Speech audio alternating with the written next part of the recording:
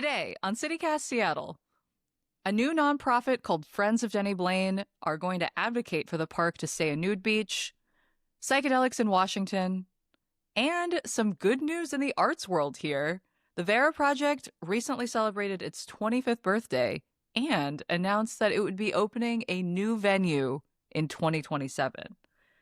So apparently that new venue doesn't yet have a name. So I want to know, Chase Hutchinson, critic and journalist at the Seattle Times and a contributor to KOW, what should we name the new venue? We should name it Faith in the Arts Restored, because that's what I felt when I saw this news. That's a terrible name, but I was glad to see it.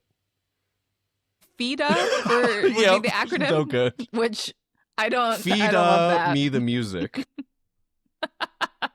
Right, yes. All right, Guy Oron, independent journalist behind the newsletter Gossip Guy. Can you do better than that? Just call it Georgetown Palace. Ooh. Georgetown Arts. Yeah, something simple. Georgetown Warehouse. I like that. Georgetown Warehouse. Yeah. Oh, I do feel like Warehouse is the vibe that they're going to go for, too. So, all right, we'll come back and talk about that a bit more. But I'm sure they've got some great people on the job who were not just put on the spot to have to come up with a name for it, who might do better than FIDA, at least. No offense, Chase. So we have an update on the latest in the Denny Blaine saga. So the group that's been advocating to keep Denny Blaine open and nude announced this week that they are now organized as a nonprofit called Friends of Denny Blaine. So they're going to formally intervene in this lawsuit that's been brought by a group of neighbors over the park and whether or not nudity should be allowed at this park. Confusingly, the name of this other group is called Denny Blaine for All. So Denny Blaine for All is the group that has raised complaints to the city about Denny Blaine being a nude beach, whereas Friends of Denny Blaine are the folks who want to keep Denny Blaine a nude beach. Just wanted to get that all out up top in case these group names are confusing to you all, because they're slightly confusing to me. So I know, Guy, you have been following this pretty closely. There have been a lot of ins and outs over the last couple of years. Can you give us a rundown on how we got here?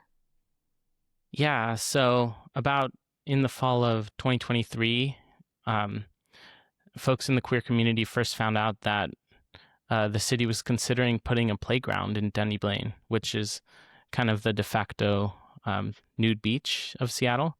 And since then, there's been a really spirited campaign by the queer and trans community to fight back, and they've made a lot of progress, on pushing back against some of the city's plans. But at the same time, some of these neighbors that live nearby have also escalated their pressure, and that's where this lawsuit is coming in, where they're suing the city and basically force the city to put up these barriers. So what's really interesting about this intervening party development is that the queer community has like a direct input, because, sometimes the city doesn't quite represent what folks in the community and people who actually use the beach want. And so at least now there'll be a voice in the courts within this lawsuit. Yeah, there's like more of a mechanism for those community members to have their voices be heard. Yeah, I had forgotten about how it started with a playground. And at first it was that an anonymous person had offered to pay like $500,000 for a playground. And it turns out people had reported that one of those neighbors is a man named Stuart Sloan, who owns U Village. And KOW actually uncovered texts between Sloan and former Mayor Bruce Harrell on Harrell's personal cell phone, texting photos of nude beachgoers saying, "I'm not complaining about parks. I'm just seriously concerned that we cannot let another year go by. It's just disgusting," disgusting in all caps. And then Harrell wrote back, "If you are disgusted, I share your disgust." So it's been kind of this back and forth for the last couple of years, right? And currently the park has this fence that's dividing the beach into two separate areas, one where clothing is optional, the other where clothing is required, I suppose, or Yeah. where people are choosing to remain clothed. And to be clear, nudity is legal in all of Seattle. Indecent exposure is not. And I think a lot of folks maybe have those two things. It's not clear maybe to some folks where that line is. So, I mean, what do you think of this solution of having this, frankly, kind of ugly fence up dividing the beach? Have you all been down there recently? What do we think of that as the way that we're handling it right now? I have not been down there, but the only thing I was going to say is that it sounds like this fence is like a temporary solution. It doesn't sound like it's going to be like a long-term sustainable one. And Yes. hopefully then this step today could lead to something more sustainable and long-term. And then the only other thing I would say is that in this whole saga, which has become quite a saga, I would say there's only one side that's really showing their ass in this situation, and it's not the one that you would think. That's all I'll say. Take that as you will. Guy, do you think that, I mean, what do you think we're going to see from the suit in coming days? I think it'll drag on for a while. I went there over the summer right before they put up the fence, and there's no issues. There's really calm, very quiet. It's not a perfect place, but I think one of the concerns that people have is, there's a small number of people who kind of do bad behavior, inappropriate things, and because the queer and trans community is under a microscope, it kind of always becomes like a fear of like the a handful of bad people kind of ruining the party for everyone. But that also creates kind of some dynamics about like whether groups are trying to internally police the community, and all sorts of tensions. So I think in general, just if things can become more chill, if there's somehow like a resolution, that there's less like negative attention on the beach, that would help everyone. Absolutely. I mean, I guess right now is also kind of the off season for people wanting to be at the beach. I know that there are always some hardcore people who enjoy getting into Lake Washington through all times of the year. But I do wonder how things are going to escalate potentially as the weather gets warmer and also, as this case continues. It sounds like the next hearing for this case isn't going to be until February, as far as we know. But I mean, I also heard that Denny Blaine has been registered as a historic place now. Do you think that will impact things at all? Yeah, I think it'll definitely help a little bit, especially with just having the status like recognized by the courts and by the city, that it is a meaningful place in the way it exists. Yeah, I know that neighbors had been concerned previously about, you alluded to some bad behavior guy, just folks allegedly doing drugs or having sex in public places. I mean, how does that work in a community where folks might be trying to either rein in their own versus, I guess, keep the peace? I'm thinking about how I've seen that kind of behavior at other parks. It just maybe doesn't feel as loaded. And I mean, what responsibility do people have as park goers to intervene versus, I don't know, having some external force there to try and enforce the peace, which feels like it could encroach on people's sense of fun. I was going to say, if people are having sex when it's this cold, the reaction should be applause, because I have no idea how you'd possibly be doing that. I think it's a case of like, you can obviously have your concerns about kind of a space, but if it's that you're targeting people and like attempting to punish them, I don't think that solves any of your concerns and doesn't feel like it's always something that comes in good faith. And if anything, can just kind of lead to a counter response of, well, we're just going to go hear more and do all these things. It feels like there should be a way for folks to come to the table in good faith without sort of it being something that results in a lot of like pretty ugly stuff, I would say, kind of happening behind closed doors. You would hope that there could be a sit down conversation. Yeah. And I think friends of Denny Blaine have talked a lot about this, like just creating a culture, that is fostering community, and that, promotes accountability, that doesn't, allow some of what we've talked about. We don't need to use the law as a mechanism or really create hostile architecture to kind of try to police these things. I mean, this is maybe a little Pollyanna of me, but maybe the lawsuit will be a chance for the neighbors who actually live there that have concerns, and for this Friends of Denny Blaine group to really hear each other out and try and come to some mutual agreement. I don't know that law, like a courtroom, has historically been the time that's when differences are resolved in a mutually beneficial way. But I don't know. Maybe this time it'll work. The real Denny Blaine for all was the friends we made along the way. Truly. Yeah. But yeah, we'll see in coming days what Friends of Denny Blaine are able to add to the testimony in this lawsuit. And maybe by summer, we'll know where this is going by the time that we all actually want to be out on the beach. All right, let's leave it there for now. And when we come back, we'll talk about psychedelics in Washington. In Washington's legislative session so far, we have seen at least 2 psychedelics bills, maybe a third to be introduced. We will see. But both propose making psilocybin more available in Washington state. You all might know that I have spent the last few years covering this. I write a psychedelics newsletter called The Microdose. So obviously this is just something that I'm always interested in following. But I do think it's kind of interesting to see not just one, but 2 different bills being proposed. So one is a bill that would essentially put us in the same situation as our neighbors to the south in Oregon. So Oregon has a program that allows people to access psilocybin sessions. Like, it's not medical at all. You don't have to have a diagnosis. You can just sign up for a session and take psilocybin under the supervision of someone who's a trained guide. Colorado also has a program like that, which is, so we would be, following in their footsteps if that gets passed.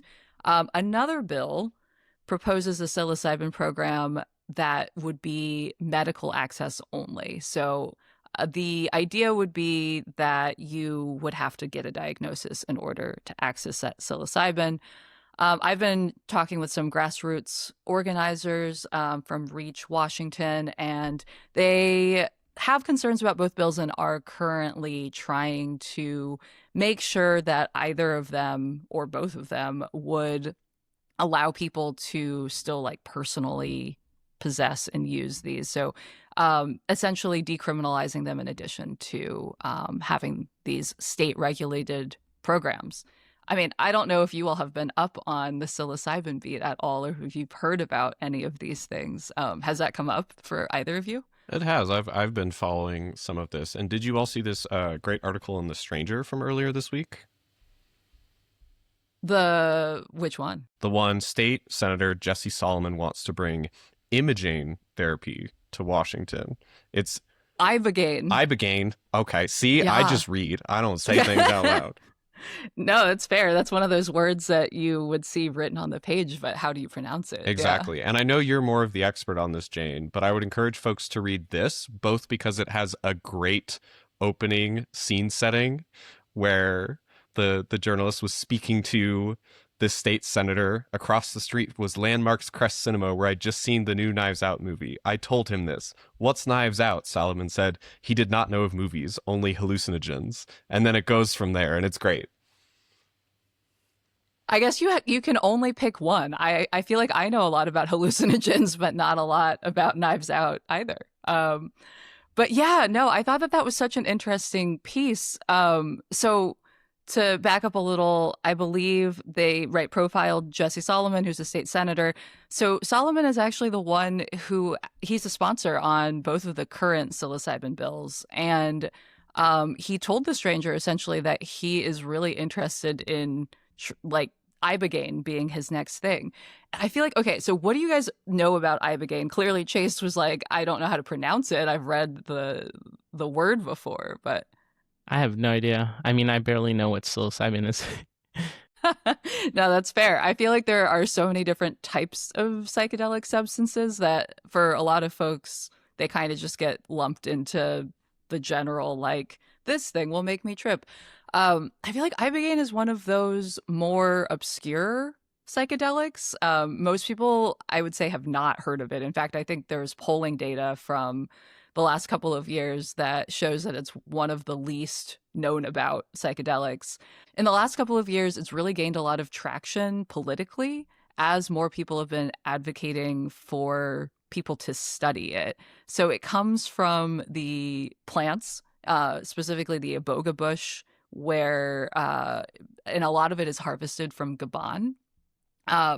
So it's not super common in North America, but there have been a group of people who have been really advocating for like more research about it. And in particular, it's gained a lot of traction with veterans groups and generally speaking, like more conservative sides of the spectrum. So like Rick Perry, former governor of Texas, has been really into it. And Texas just committed like $50 million to studying it at the end of last year, $5 million in Arizona, because in part, Kristen Sinema, you might remember her, a former Arizona senator, has also just decided to really throw all her weight behind it. So I think it's really interesting that Solomon is like suddenly interested in this as well. Well, in 2024, and this was noted in the piece, he also had proposed an amendment to the state's supplemental budget to add $250,000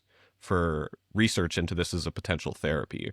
And the results of that are potentially going to be published later this year, because the piece also notes that a lot of this is somewhat anecdotal and that there's still more needing to be done to look into it, which sounds obviously always like a promising thing, but that's a fair amount of money for something like this. It's funny, when you said $250,000, I was actually thinking that's not a lot. So you think it should be more? I'm curious, like, what's the typical kind of scope that you think would be needed to really get to know whether this is something that would be good to potentially prescribe to people? I mean, it takes a lot of money to run a clinical trial, any kind of research study. Like, you've got to pay all of the researchers for their time. You've got to actually figure out a way to source the drug that's being tested. There's just a lot of like time and protocols that go into making sure that people are safe. And so, not to mention that a lot of the time you have to like pay the participants as well. So it's like the most lucrative trip sitting job that you could ever have. Well, that, and like those people probably have to be trained if they're not already. You got to like pay for them to get up to speed and all of that. But I mean, I think the bigger issue is that ibogaine has been shown to be correlated with heart issues. And I mean, when this was first proposed, this kind of research funding kind of came out of Kentucky, which is my home state. Specifically, this one advocate named Brian Hubbard has been like really big on trying to use states' opioid funds. So like you might know that like after we learned that opioids were bad and people were getting addicted to them, pharmaceutical companies were sued and had to pay into funds for each state to try and help them mitigate the effects of opioid abuse. And so Hubbard had proposed in Kentucky that they use their funds to pay for research on this. And so at the time I had talked to some researchers about, you know, like, is this a good use of funding? Like, should we commit several $1 million to this? And a lot of them were saying that it might be really hard to get this to be FDA approved because of its risk profile. Like, there are other drugs that are less potentially cardiac dangerous. But it seems like a lot of states have spoken and they're putting money towards it anyway. Oh, and to be clear, that is the mechanism that Solomon had said in this piece that he wanted to try and use here in Washington too, is to use some of our opioid funds to pay for that research. I think it's very fascinating that, you have politicians from across the spectrum investing in this. And my question would be one, like, if you're putting state funding, can we have a guarantee that if it becomes profitable, this industry, then we can keep it affordable, the treatments? I also think it was interesting what you mentioned about the advocates, like talking about decriminalization. And I think that is a key sticking point. Like, will we make sure that, police can't arrest someone for having a hallucinogen? And lastly, if this is going to get more men into therapy, then I'm all for it. No, totally. What's been so funny is hearing folks like Joe Rogan and like the general manosphere has been really into ibogaine. And part of me is like, you know what? Like, if it gets certain men to take mental health more seriously, like, I'm kind of all for it.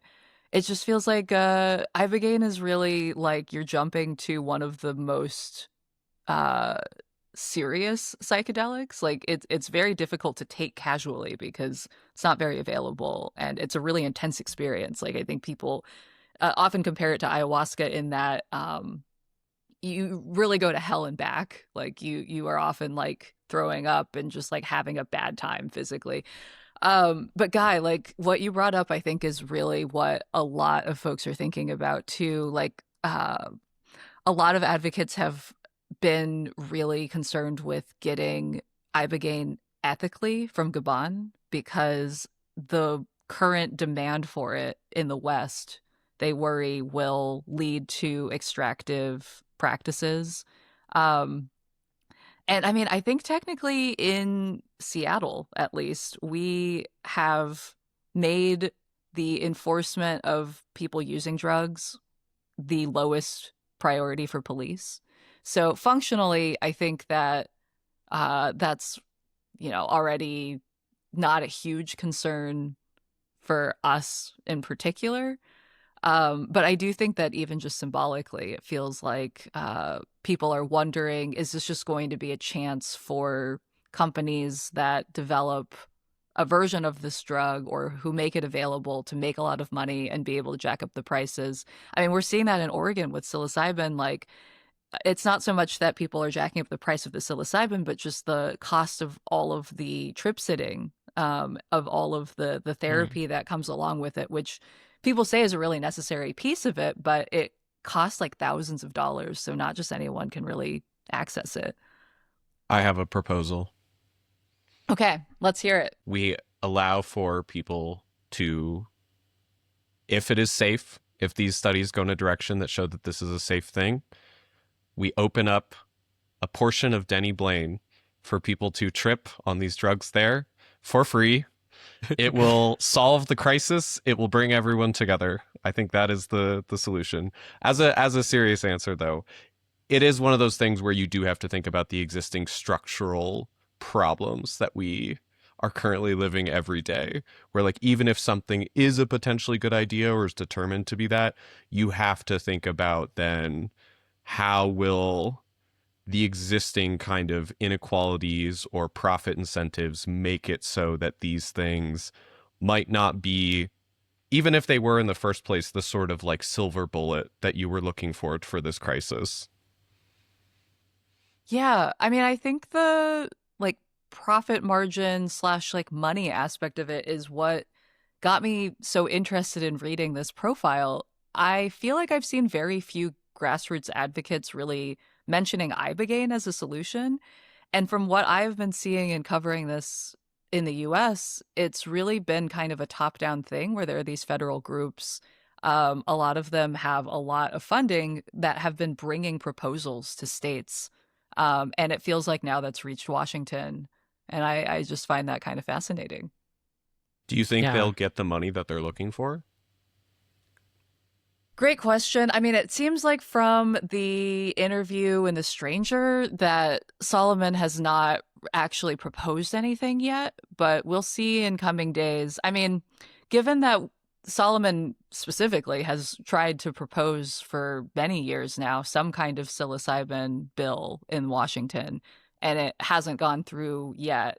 And so it feels like, if Washingtonians aren't ready for psilocybin, I don't know that they'll be ready for this other more obscure psychedelic. But other states are looking at it too, like Mississippi, which you don't think of as like a progressive drug reform state. So who knows? Anything could happen.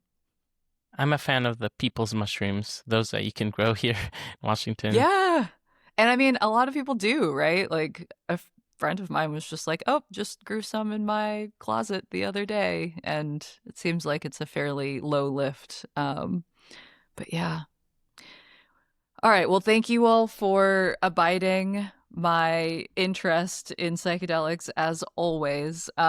Chase, I look forward to hearing that clip of you talking about how we should just all do drugs at Denny Blaine on Fox News or whatever it might be. Hey, I'm ready for my moment in the spotlight and to become a flashpoint for a controversy around a joke that gets taken out of context. I'll feel like then I'll have truly made it.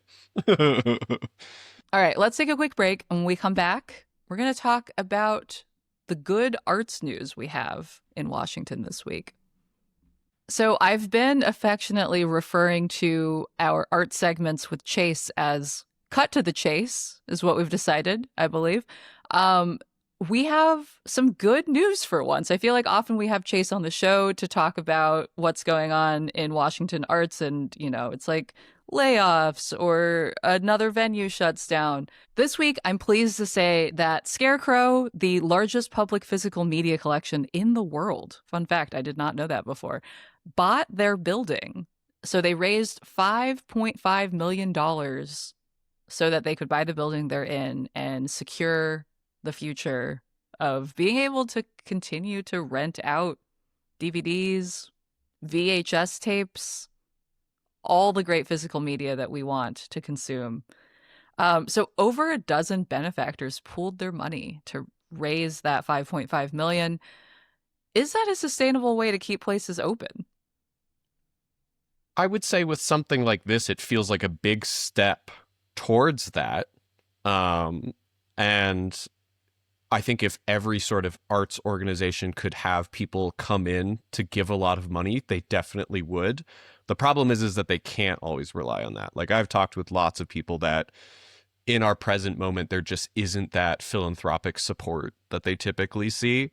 But this is obviously showing that there is still some there. And some of it was credit to the Scarecrow folks, them really, really organizing to try and get this off the ground. But yeah, it's a big positive thing, whether this is something that can happen everywhere. We were talking the last time on the podcast with producer Liam, who is not here, but I can hear in spirit cheering and pumping his fist, that the Scarecrow video is different because it is such a unique organization. There is truly nothing like it. And so whether every organization can tap into that at the same time is unclear. But this is a huge victory for an arts organization that, as of a year ago, people were nervous about. And so I'm taking it as a win. I think it's still a sign that, like, you need to support your arts organizations. Have a celebratory rental from Scarecrow to bring in the good news.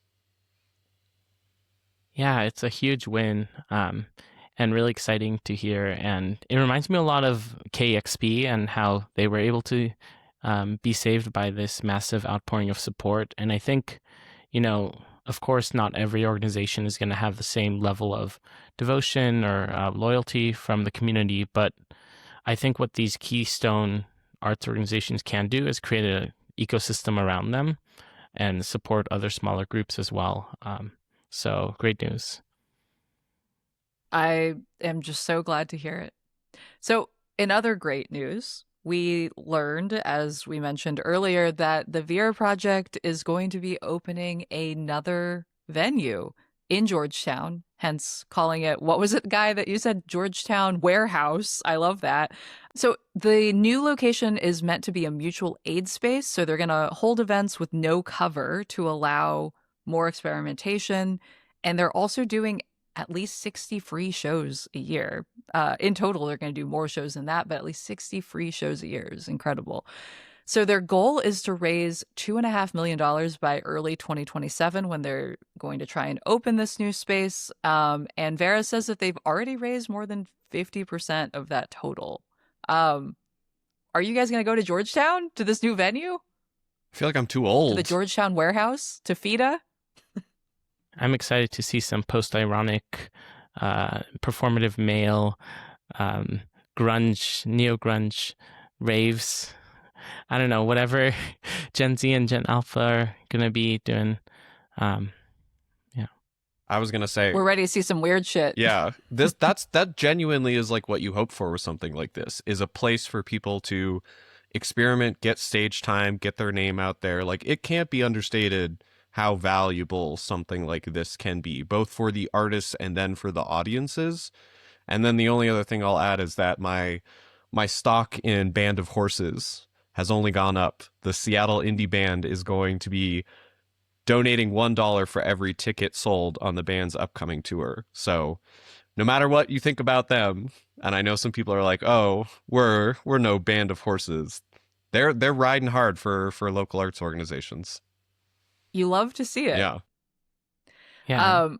I do think that there's something about the free shows which really does lower the barrier to entry, like quite literally. Like, I mean, even when a show is $20, but I don't know the artist or I don't know if I'm going to like it, it feels like a little bit of a gamble. You know, $20 is not going to break the bank, but it's like you do that enough times. It's hard if you get burned, but if it's free, I do think that there's something about getting people in the door to show up to something that they might not otherwise be open to. Yeah, definitely. Like, I feel like, especially before you get your first job, like in high school, like I remember what it's like to, have that barrier. So that's really Also, exciting. yeah. I mean, honestly, just like having cool I mean, this is what's amazing about Vera, period. I wish I had something like that growing up. Like, I was just going to like shitty little shows in like church basements, and my friends were charging like $5 covers on, I don't know, to see like 3 bands worth of a bunch of sweaty teenage boys. But it was great. I loved it. And it's so cool that there's this space for young people to go and to see music and perform music. Yeah. And, actually, they also have Ground Zero Radio, which is sort of a grassroots news outlet that a coworker of mine came up through. And it's just really cool to see, all these opportunities that they're able to provide. Yeah, I love that. Well, okay, Chase, so I know you just got back from Sundance. I'm actually still here. Oh, you're at Sundance. I'm so tired. I do not envy you. You've seen 1,000 films in the last 3 or 4 days, I imagine. Many of them good. Good. I'm glad to hear that. Are there any that the Seattle Film Critics Society is going to keep an eye on? Any with, Seattle relevance that you predict we're going to see or be talking about more in coming days? Since we were talking about music, I'll say that there's a Courtney Love documentary, Anti-Heroin, that I saw and quite liked, because a lot of music sort of documentaries can feel very superficial to me in that they're just like, this subject is great. How wonderful. And they soft pedal their portraits. This is a complex portrait of a complex person. And it talks a lot about her relationship to Seattle music is a significant part of it. It's about more beyond that, but I would say that's a big one. There's a documentary about AI called Ghost in the Machine that was made by a Seattle filmmaker, or at least a Seattle-raised filmmaker, that starts off talking about Microsoft as the beginning of some of this Pandora's box when they made an AI Twitter chatbot forever ago that then within a day became a hateful Nazi repeating things back, and they immediately shut it down. We maybe should have learned some lessons, especially because foreshadowing. I know, especially because in this like present moment yesterday, Amazon laid off a historic number of employees because of their increased funding in AI. And what this documentary 16,000. Yeah. What this documentary posits is there's a lot of hype around AI. Even that term itself is a little bit of a misnomer and maybe has some nonsense underpinning it. And so I would say that's like an essential one. None of these, unfortunately, are going to be like easily available anytime soon because unfortunately documentary distribution can be hard. I'm hoping they show up maybe at the Seattle International Film Festival. What will be seen soon, how do I even pivot to this? I guess this is another music movie, is the Charlie XCX mockumentary, but not a mockumentary, satire, but also sincere film The Moment, which has been one of the most divisive movies here, and it will be opening at SIFF next week. But I think guess who's going opening night? Yeah. I already have tickets. Oh I think it's fascinating, and I will be curious because I know Charlie XCX. She's been showing up in lots of movies, but I was not as familiar with her as some people, and so I'll be curious what more people make of it. And I know she had made her stop, I think it was her last stop on her tour in Seattle, and how massive of an event that was of Brat Summer. But what this ends up being about is Brat Summer is maybe something that she can't escape from. That the idea of Brat Summer forever is both a blessing and a curse. And it's about art versus commerce. It's about integrity in your work. It's about how much of yourself you can put into things. It's really great. And then the only other one I'll say, just because we're on a podcast, is this horror movie called Undertone, which is about people doing a paranormal podcast and listening to recordings that they are sent by someone they don't know, and then things getting more and more unhinged. I don't want to say a lot more than that, but if you like podcasts, you should watch this movie. If you hate podcasts, you should also watch this movie. And that comes out, I think, in early March. But other than that, it's kind of, film festivals are a weird thing to where some of these movies we'll be talking about a lot, and some of these movies you won't even hear about. But I think that's like a healthy sampling of stuff people can see soon or stuff with Seattle ties I would recommend. Chase, my heart stopped when you said, I know Charlie XCX. Okay. And I was like, wait, you do? Hold on. So I wasn't going... Give me her number. I wasn't going to mention this, but because you write a review not for the person that's made the project. But I was very proud of the review that I wrote of The Moment in the cold of like a little tiny thing. Charlie XCX... Check it out in the rep. It is. I would recommend reading everybody else's perspective too. I was talking with a colleague, Aisha Harris from NPR. She's much more into Charlie XCX. I'm looking forward to her thoughts.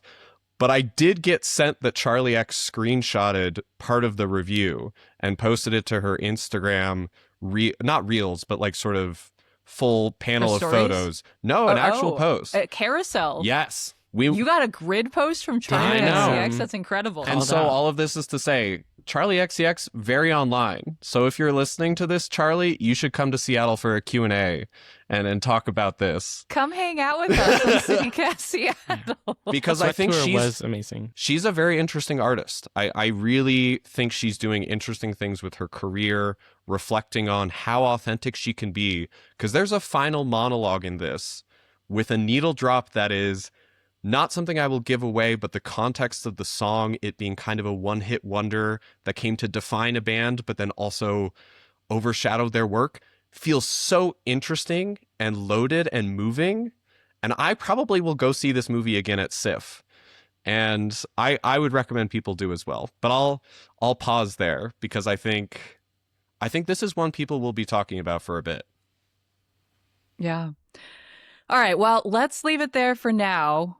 Chase, I'll report back after I see The Moment on what I think. I just want to end by saying that my producers told me before this recording that there's going to be a Chia Pet movie, which I'm sure will be culture defining when it comes out at the time. Starring Charlie XCX, who knows? Probably. Who knows? She's an it girl. She's everywhere. So Julia. All right. That's all for today here at CityCast Seattle. Chase, thank you so much for joining us from Sundance. Thank you so much for having me. Brat Summer forever. And Guy, thank you also for being here. Thank you. All right, I'm your host, Jane C. Hu, and listeners, remember that we love hearing from you. Send us an email. You can email us at seattle@citycast.fm with really whatever you're thinking about. I would love your news tips. I would love your questions. If you've got hot goss, if you have Charlie XCX's phone number, I don't know. You can also text us or leave us a voicemail at 206-880-3931. You can also get more local news and events delivered to your inbox. You can subscribe at seattle.citycast.fm for our newsletter, which is great. If you're enjoying the podcast, follow us on Apple, Spotify, or wherever you listen so you never miss an episode. You can even leave us a little review. That's really helpful. And tell your friends about us. Also, if you want to see us on YouTube, we have full episodes up there with the video, our beautiful faces. You can also find us on Instagram, TikTok, and Blue Sky at CityCast Seattle. Until tomorrow, see ya, Seattle.